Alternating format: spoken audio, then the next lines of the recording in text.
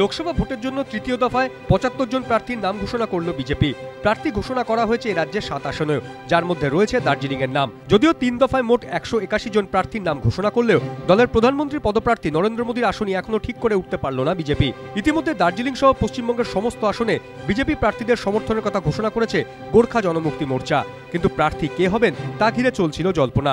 উঠে এসেছিল রাজীব প্রতাপ রুডি এবং বাপি লাহিড়ির মতো নেতার নাম। অবশেষে সুরেন্দ্র সিংহ অহলুওয়ালিয়ার নাম ঘোষণা করল বিজেপি। বিজেপি প্রার্থী ঘোষণার পর মোর্চা সভাপতি বিমল গুরুং ফেসবুকে লিখেছেন, গোর্খা জনমুক্তি মোর্চার কাছে বহিরাগত কোনো ইস্যু নয়, আমাদের মূল ইস্যু হলো আমাদের লক্ষ্য।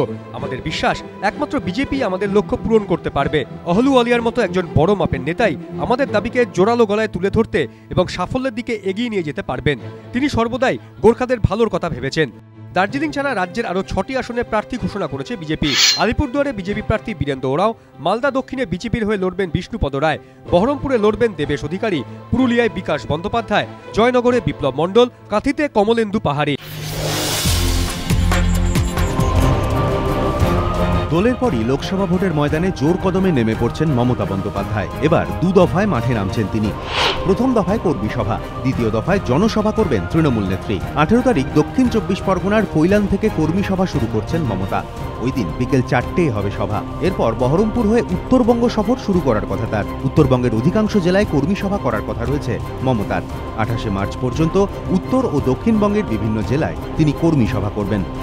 দলের প্রার্থীদের সঙ্গে ইতিমধ্যেই বৈঠক সেরে ফেলেছেন মমতা বন্দ্যোপাধ্যায়। পাঠ দিয়েছেন ভোট রণকৌশলের। এবার তিনি বার্তা দিতে চলেছেন কর্মীদেরও, যে কর্মীরাই ভোট বৈতরণী পার করার অন্যতম পাণ্ডারি। ভোটের লড়াইয়ে চূড়ান্তভাবে ঝাঁপিয়ে পড়ার আগে কর্মীদের কাছে সরাসরি পৌঁছে তাঁদের চাঙ্গা করাই তৃণমূল নেত্রীর অন্যতম লক্ষ্য। নির্বাচনী জনসভার মতো তাই কর্মী সভাকেও সমান গুরুত্ব দিচ্ছেন মমতা বন্দ্যোপাধ্যায়। রামলীলা ময়দানের সভায় আন্না হাজারের অনুপস্থিতির কারণ ঘিরে ধোঁয়াশা অব্যাহত। অসুস্থতা নাকি সভায় লোক কম হওয়া, কী কারণে আন্না আসেননি তা নিয়ে তার সহযোগীদের পরস্পর বিরোধী বক্তব্য উঠে আসছে। আন্না সহযোগী সন্তোষ ভারতী বৃহস্পতিবার দাবি করেছেন, সভায় লোক কম হওয়ার সঙ্গে আন্নার না আসার কোনো সম্পর্ক নেই। যদিও আন্না সহযোগী সুনিতা গোদারা কিন্তু বুধবার অসুস্থতার সঙ্গে সঙ্গে সভায় লোক কম হওয়াকেও কার্যত অনুপস্থিতির কারণ হিসেবে দর্শিয়েছিলেন। কিন্তু সুনিতা আন্নার মুখপত্র কিনা তা নিয়েই এদিন প্রশ্ন তুলেছেন সন্তোষ। এদিকে বুধবার মমতা দাবি করেন, সভা আন্নার, তাঁর নয়। এশিয়া কাপে দলকে বেশি দূর এগিয়ে নিয়ে যেতে পারেননি, কিন্তু হাল ছাড়েননি বিরাট কোহলি। জীবনের সেরা ফর্মে রয়েছেন। স্বপ্ন টিম ইন্ডিয়াকে বিশ্বকাপ এনে দেওয়া। ১৪ তারিখ টি-20 বিশ্বকাপ খেলতে বাংলাদেশে রওনা দেবে ধোনির ভারত। তার আগে কোহলি টুইট, বিশ্রাম শেষ, ফের লড়াই শুরু। টি-20 বিশ্বকাপে অধিনায়ক হিসেবে ধোনির প্রত্যাবর্তন, তাই এবার দলের ব্যাটিংয়ে মেরুদণ্ড তিনি। বিশ্বকাপ অভিযান শুরু পাকিস্তান ম্যাচ দিয়ে। এশিয়া কাপের শেষ মুহূর্তে আফ্রিদিদের কাছে হারের ক্ষত এখনো দগদগে।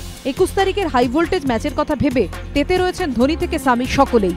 কোহলির কাছে অপেক্ষাটা বোধহয় আরও বেশি বদলার।